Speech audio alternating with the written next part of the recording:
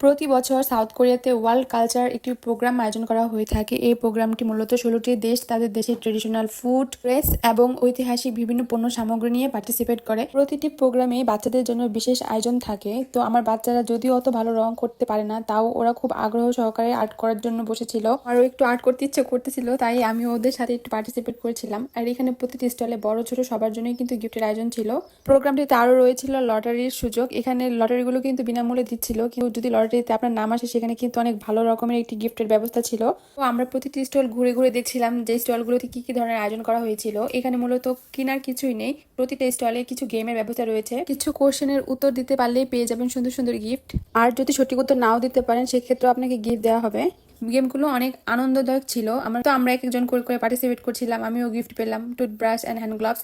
এখানে হচ্ছে cultural programme শুরু হয়ে গেছে। প্রতিটি দেশ তাদের দেশের ট্রেডিশনাল ডান্স নিয়ে পার্টিসিপেট করছিল। এটা হচ্ছে একটা ক্যান্ডি ফ্লাওয়ার, অনেক সুন্দর না, কিউট। আর এই প্রোগ্রামে কিন্তু হেলথ চেক আপও করা যায় ফ্রিতে। হেলথ চেক আপের পর আপনার যে প্রবলেম থাকবে সেই অনুযায়ী আপনি কিছু সাপ্লিমেন্ট গিফট করা হবে। আরো বেশ কিছু অ্যাক্টিভিটিস এর আয়োজন ছিল। এখানে আসার পর আমাদের দেশের অনেক মানুষের সাথে আমাদের নতুন পরিচয় হয়, মনে হচ্ছিল যেন বাংলাদেশে চলে আসছি।